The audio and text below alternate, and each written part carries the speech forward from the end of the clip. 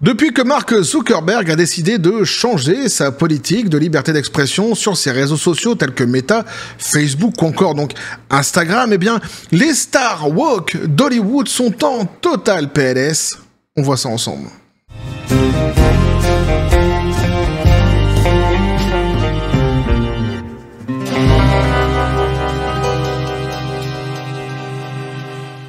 Et les stars woke d'Hollywood sont en total PLS, c'est vrai, mais c'est surtout le côté woke de la force, actuellement, qui se prend gifle sur gifle, torgnole sur torgnole, et moi, ça me fait plaisir. Un petit café les copains. Et c'est juste édifiant, en fait, ce fameux sujet. Alors, on avait déjà vu ensemble ce qui se passait, justement, avec Mark Zuckerberg et sa décision de changer de politique sur la liberté d'expression sur ses réseaux sociaux. Non, il s'est pas découvert des Pokéballs d'un jour à l'autre, Marco. Non, c'est juste que, bien, depuis que fut élu, justement, Donald Trump à la présidence des États-Unis, et il a changé de veste, tout simplement. Il a retourné sa veste et il va là où le vent va. Mais tu fais bien ce que tu veux, Marco, on t'en voudra pas plus. Ne t'inquiète pas. Moi, ce qui me fait marrer, surtout, c'est ceux qui crient au démon. Il y aura plus les fact-checkers. Le diable est en train de poser ses pompes sur les réseaux sociaux de Mark Zuckerberg. Ça me fait marrer parce qu'évidemment, ils sont d'une malhonnêteté intellectuelle XXL, ces gens, et c'est fort édifiant. C'est ce qu'on va voir justement ensemble ici. Alors, je parle des stars d'Hollywood ici, mais c'est pareil en France. J'ai vu que sur les réseaux sociaux en France, c'est pareil, c'est la même flippette. Les mecs, ils sont effrayés. Quoi, il y aura plus les fact-checkers? On va voir ça justement. L'élite hollywoodienne s'énerve à cause des changements apportés par Mark Zuckerberg à Meta, Facebook et Instagram. Bon, et ratatam. Les membres de l'élite hollywoodienne, sont en pleine crise de nerfs en réaction à l'annonce du PDG de Meta, Mark Zuckerberg, que son entreprise allait commencer à adopter la liberté d'expression sur ses plateformes Facebook, Instagram et Threads. C'est juste fou, en fait. Normalement, sur un sujet comme celui-ci, t'as le PDG qui vient et qui dit « Je vais changer ce qui se passait avant en politique de liberté d'expression sur mes réseaux sociaux. Je vous l'annonce parce que j'ai découvert que, notamment chez les fact-checkers, il y avait quand même des gens qui avaient une pensée qui était tout à fait biaisée, orientée politiquement et idéologiquement. » Le mec, il te dit directement le problème qu'il y avait chez lui. Et il te dit « Donc, on va changer ça. Il y aura toujours un garde-fou. Je vais mettre des community notes. » Comme sur X. Fonctionne très bien. Tu dis, normalement, t'applaudis. Tu dis, c'est bien, putain, le mec, enfin, et voilà, c'est bien, ça va dans le bon sens. Il rétablit la liberté d'expression, ma foi. Il nous explique en plus que c'était gangréné dans ses entreprises, que c'était biaisé, donc forcément, on avait des mauvaises informations. Donc c'est bien. Eh non! Ah non, ça les effraie. Ça leur fout les boules. Alors, comme l'a rapporté donc un Breitbart News, Zuckerberg a stupéfié donc Le Monde mardi lorsqu'il a révélé que des changements majeurs seraient apportés en politique de modération du contenu sur ces plateformes, invoquant un désir de respecter la liberté d'expression et d'éviter la censure. Mais ils sont amoureux de la censure, ils en sont épris. C'est juste un truc de dingue. Seule leur parole ne peut que compter, tu comprends? Il y a que ce que eux pensent qui doit être diffusé. Surtout pas les autres courants de pensée, surtout pas les autres paroles, surtout pas, seulement eux. Ils sont tellement porteurs de lumière, de divinité, de sainteté. Le PDG de Meta a expliqué que l'une de ses premières mesures consisterait à supprimer les vérificateurs de faits, les fameux fact-checkers tiers, donc connus pour leur parti pris gauchiste. Le mec, il te dit, ils ont une façon de penser qui est biaisée. Ils sont orientés idéologiquement, politiquement. Il faut arrêter ça. C'est le PDG qui te dit ça. Il dit qu'il va mettre des community notes, comme sur X à la place. Donc le garde-fou va continuer à exister. Et ça fonctionne d'ailleurs davantage fonctionne très bien sur X, ces fameuses community notes.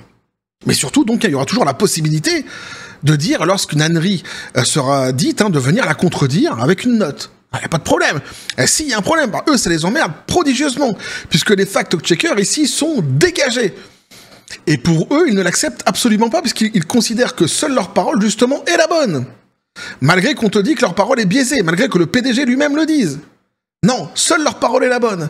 Et c'est juste hallucinant, en fait, ces fameux fact-checkers, tu sais, qui, dès lors que quelqu'un commence à faire une hypothèse sur n'importe quel sujet, par exemple sur des chaussures, le type, il va arriver, il va dire, j'avais déjà dit dans une précédente vidéo sur ce même sujet, ça en va emmerder certains, donc je vais le répéter, du coup. Mais moi, ça m'amuse. Alors, on se refait pas. Par exemple, sur des chaussures, le mec, il va dire, je comprends pas les chaussures, nanani, c'est bizarre. Et là, t'as un type qui va arriver, attention, complotiste! Tu te poses des questions sur les chaussures. Alors, est-ce que tu es justement dans le monde de la chaussure à la base? Est-ce que tu connais les conceptions de ces fameuses chaussures? Non. Je suis un fact-checker. Laisse-moi 10 minutes complotiste. Et je reviendrai te dire si ce que tu dis est vrai ou non. Et tu sais, le mec, en fait, il se retourne pendant 10 minutes, il va sur l'AFP pour aller voir les dépêches qui sont tombées. Il cherche s'il y a un ministre qui parle de pompe et tout d'un coup, il tombe sur le ministre des Outre-mer, tu vois. Regardez, le ministre des Outre-mer, il parle des chaussures. Là, les claquettes. Voilà. Les complotistes. J'ai la vérité pour toi. Le ministre a dit que nanani nanana.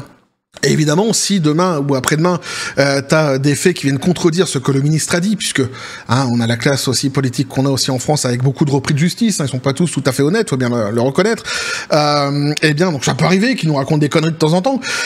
Si dès lors, dans quelques jours après, tu vois, t'as quelqu'un qui vient apporter des faits tout à fait contraires, qui viennent mettre en défaut ce que le ministre a dit, là, il n'y a pas de rétropédalage. Ah non, le fact-checker ne s'excuse pas.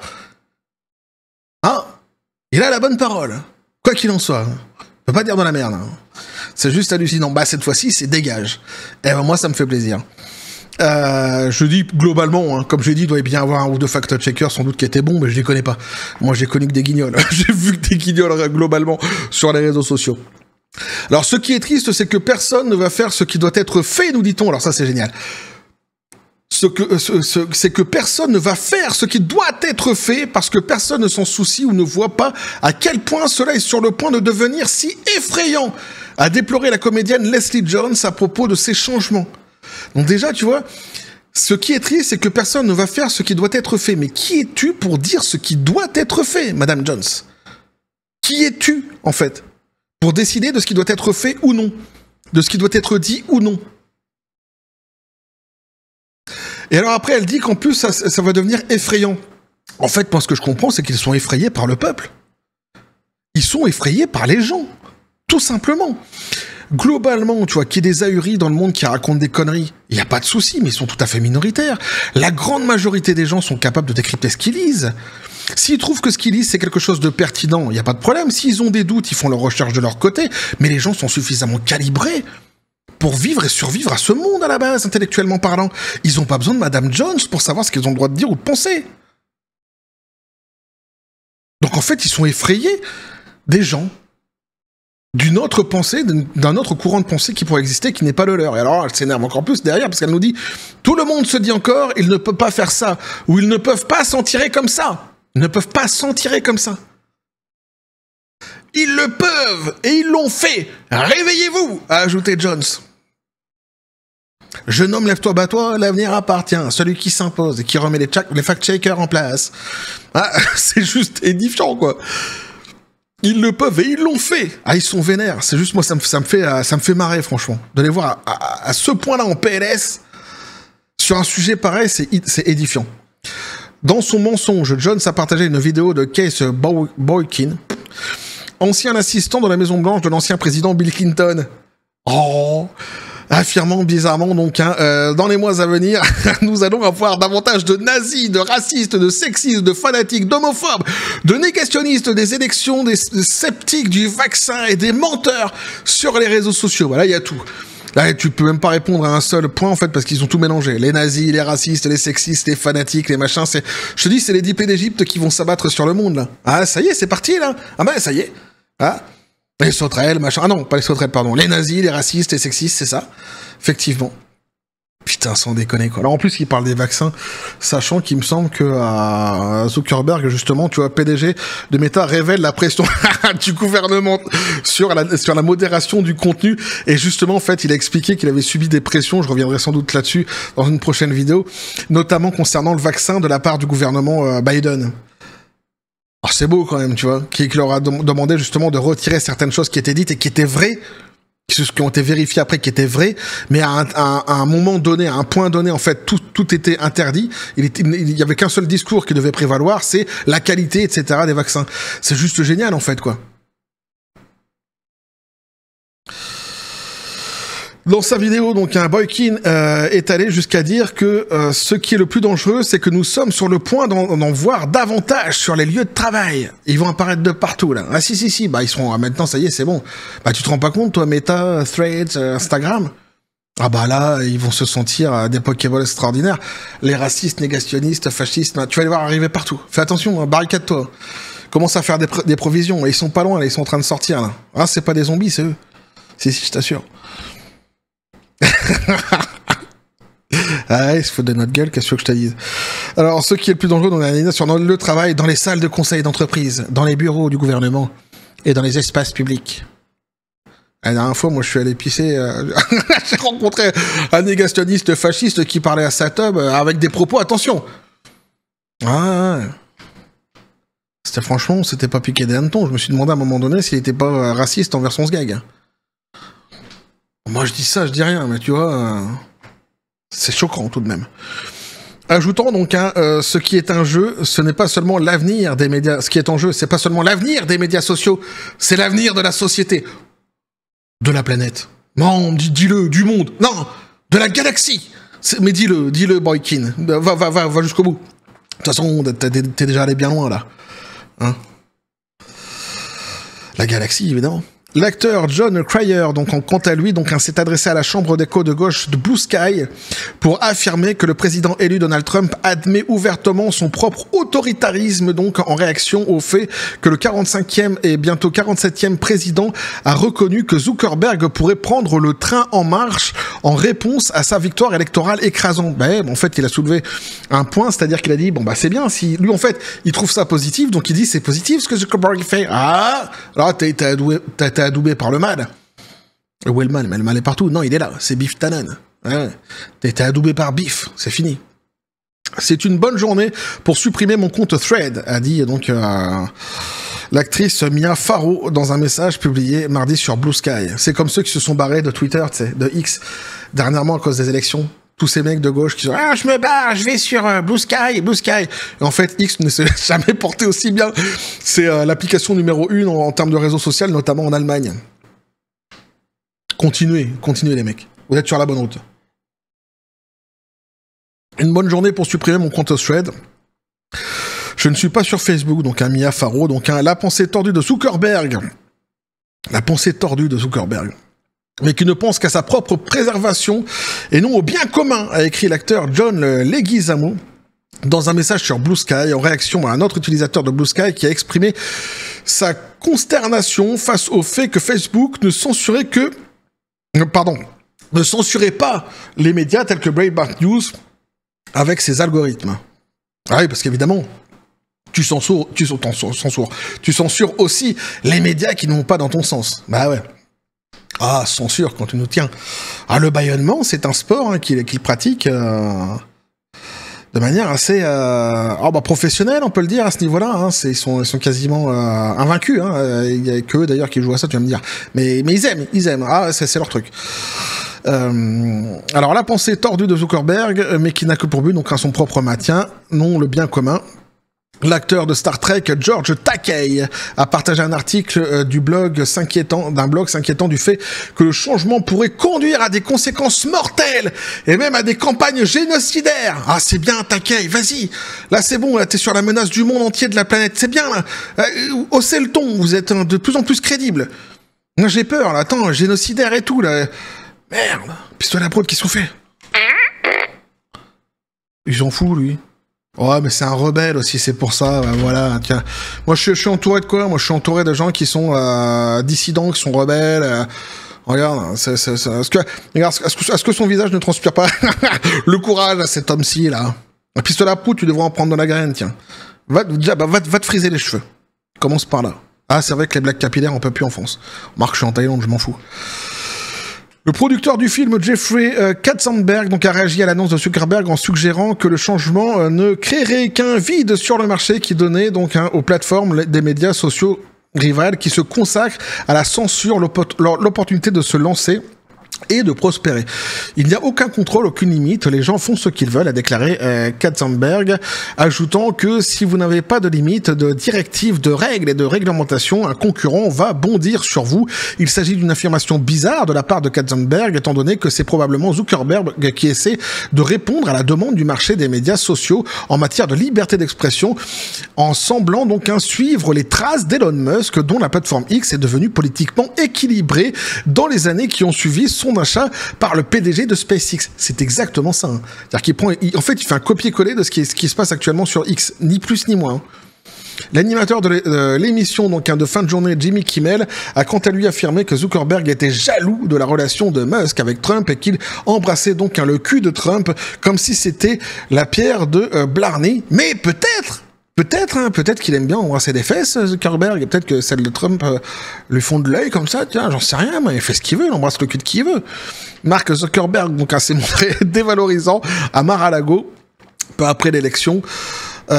Aujourd'hui, donc, il a fait une annonce suspecte et favorable à Trump, a ajouté Kimmel. Oh bien, Facebook va ressembler à X maintenant, pas de vérificateur de faits, c'est comme si Del Taco annonçait qu'il en avait fini avec les inspections sanitaires, a ironisé donc un Kimmel en réaction à la vidéo de Zuckerberg. Il convient toutefois de noter que Zuckerberg a admis dans un dossier judiciaire de 2021 que les vérificateurs de faits de gauche de Meta analysent le contenu au détriment, le contenu et déterminent ce qu'il faut en faire en se basant uniquement sur leur opinion plutôt que des faits. Le mec, en fait, il t'explique exactement ce qu'il a découvert dans son entreprise.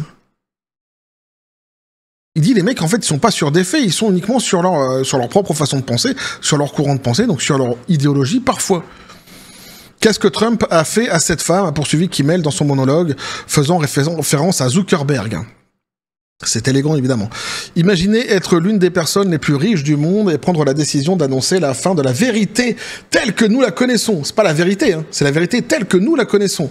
Alors, telle qu'ils la veulent, en fait. A ajouté Kimmel, une déclaration ironique, étant donné que si l'animateur du talk show était vraiment inquiet de la censure et de la vérité sur les plateformes de Meta, alors il devrait accueillir favorablement tous les changements que l'entreprise cherche à apporter. C'est exactement ce que je disais. Par exemple, l'un des actes de mesure de la vérité la plus flagrante de Facebook a peut-être été la suspension en octobre 2020 de l'article explosif du New York Post sur Hunter Biden, laptop from hell, donc un ordinateur qui vient de l'enfer, après que le FBI donc a faussement déclaré aux entreprises technologiques que l'article était de la désinformation russe. Ah oui, c'est ça la censure. C'est ça la censure que eux ils aiment, c'est ça la censure que eux ils souhaitent. C'est ça qui les effraie. Là, on avait pu justement à empêcher de divulguer tout ce que Hunter Biden avait justement fait, tout ce qu'il y avait sur son laptop de From Hell, sur son ordinateur, et donc la censure avait fonctionné. Donc maintenant que cette censure n'existera plus sur ces réseaux sociaux-ci, qu'en sera-t-il de l'avenir pour eux? Ils flippent. En plus de censurer donc la vérité, beaucoup ont vu dans cet acte une ingérence flagrante dans l'élection présidentielle de 2020. Alors une autre chose aussi que j'avais pu constater, qu'il est fou en l'air aussi, c'est ça. Zuckerberg donc soutient l'énergie masculine et abandonne les initiatives de DEI. Et quelles sont ces initiatives-ci? Je voulais vous partager ça quand même. On dit ici, un changement de direction s'observe également dans les nouvelles politiques de modération de contenu de Meta. Selon des informations du New York Times, la société a ordonné la suppression de tampons dans les toilettes des hommes dans plusieurs de ses établissements, initialement mis à disposition pour les employés non-binaires et transgenres. Voilà. Et ça, en fait, tout ça, ça les fout en l'air. C'est toutes ces petites mesures qui les font en l'air, mais surtout, globalement, en fait, vraiment, ce qui les énerve, c'est l'histoire de la liberté d'expression, et c'est en fait hyper édifiant. Je vous le dis, moi, ce que je pense, en fait, ce que je vois de tout cela, c'est que ces gens, en fait, ont peur. Ils sont effrayés par la populace. Ils sont effrayés par le peuple. C'est-à-dire que tant que ça reste entre eux, tant que c'est une petite caste comme ça, tu vois, qui a le droit de diffuser leur courant de pensée, leurs bonnes paroles, tout va bien. Dès lors que tout est censuré à côté, il n'y a pas de souci, c'est aseptisé, tu vois. Ils sont les propriétaires de la pensée, ils sont les propriétaires de l'information, globalement. Donc, ils diffusent ce qu'ils veulent, disent la vérité qu'ils veulent. Et ça leur plaît. Dès lors qu'on leur casse leurs jouets et qu'on leur dit, mais attention, maintenant, en fait, les gens vont pouvoir s'exprimer sur tout, et vont pouvoir surtout s'exprimer, alors là, ils sont totalement effrayés.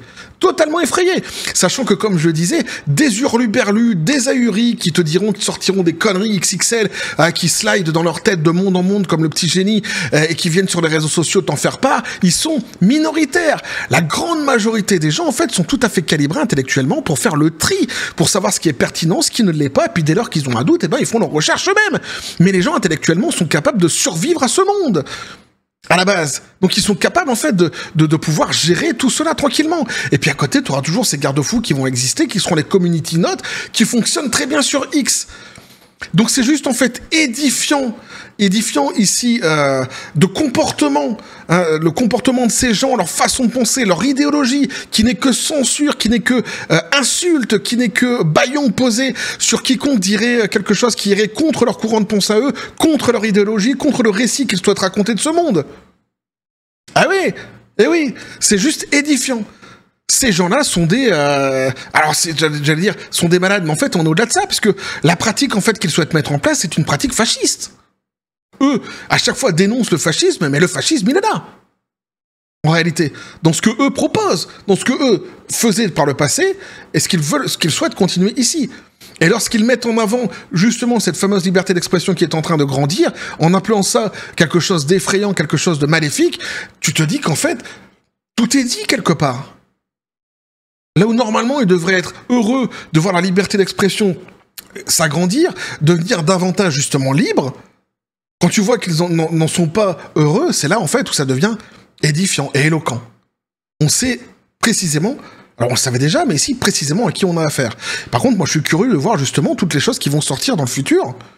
Si on pouvait déterrer certains dossiers justement qui ont été justement empreints de cette fameuse censure, ce serait intéressant. Notamment, pourquoi pas, ce fameux laptop de Hunter Biden. On pourrait ressortir maintenant, du coup, qu'on sache exactement ce qu'il en est. Sans rentrer dans les trucs les plus... sans montrer des images, ni rien, c'est pas ça que je dis, hein, sans avoir cette espèce de curiosité un petit peu comme ça malsaine, c'est pas ça que je dis, mais au moins qu'on sache, précisément, qui sont ces gens, qu'est-ce qu'ils ont fait. Que tous ces dossiers qui ont été censurés, hein, toutes ces paroles qui ont été bâillonnées, si elle disait vrai, ma foi, eh bien qu'elle puisse s'exprimer actuellement, ce serait bien. Et ce serait bien pour tout le monde. Pour le coup. Eh oui. Bref, en tous les cas, voilà ce que je pouvais vous dire là-dessus les copains, c'est pour ça que je voulais vous le partager, parce que je trouve ça fort édifiant, et PLS total pour le côté box de la force, ram, torgnole de plus dans leur tronche, et moi ça me fait marrer.